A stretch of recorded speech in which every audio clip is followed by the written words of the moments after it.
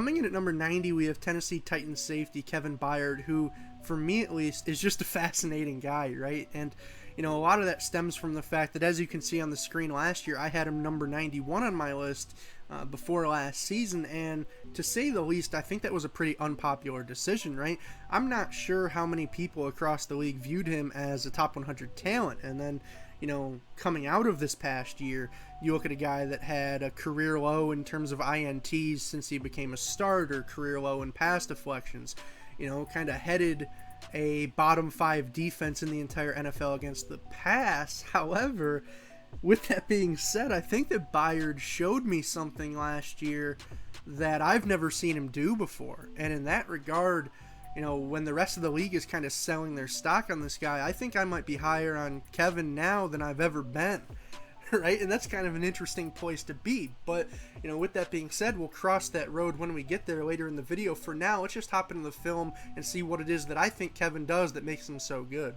The first thing that I wanted to talk about with Byard was his quickness and change of direction ability. As, you know, when it comes to just planting a foot in the ground, pushing off and bursting, I think there's very few who do it better than Byard does. You know, no, he's not necessarily, say, a Derwin James caliber athlete at that safety position, but when you combine his unique athletic profile with his high-level IQ and mental processing ability, you have a guy that's just constantly in position to be making plays. And, you know, I think most notably that's manifested over these past couple years in terms of his coverage ability. Obviously here I highlighted him in man. Just does a great job anticipating the routes that his opponents are running. You know, here you see him against TJ Hawkinson get a nice little jam there off the line of scrimmage, waits until Hawkinson declares on the crossing route, and then just really runs with him stride for stride in his hip pocket until the ball gets to the catch point. Same thing there on that out route, just does a great job anticipating, then extending, knocking it down at the catch point. Just one of the best safeties in the league in man, yet somehow I would say he's even better in zone coverage, right? And, you know, that again comes back to the high IQ. You'll hear coaches often say, you know, in zone coverage, keep your head on a swivel, you know, you have to understand your keys, those sorts of things. I think this play shows it off better than any. Is just watch Byard's eyes go from Diggs to Allen to Diggs to Allen to Diggs to Allen one more time as he bursts and tries to make a play on the ball. Unfortunately, didn't come up with the INT there, but I think that just goes to show, you know, he doesn't just understand his keys, but he's able to read and react appropriately and in record time.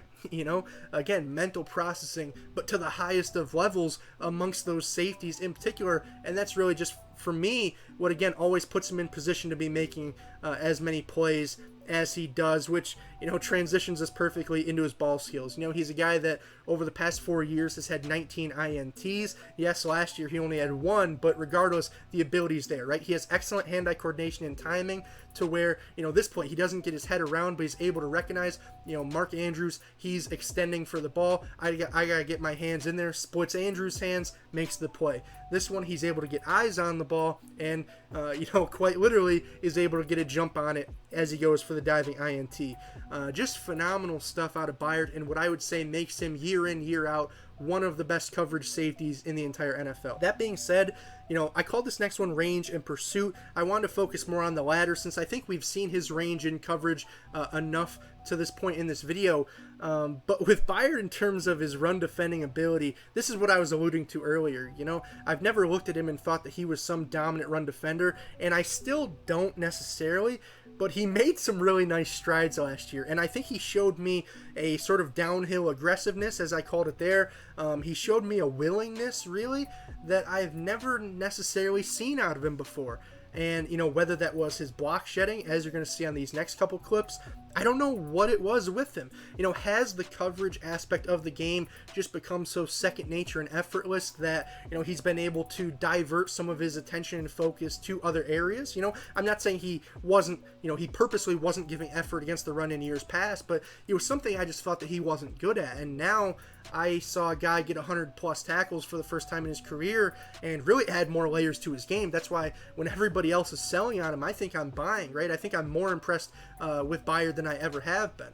And, you know, we could say maybe it was part and part due to Kenny Vaccaro missing some time.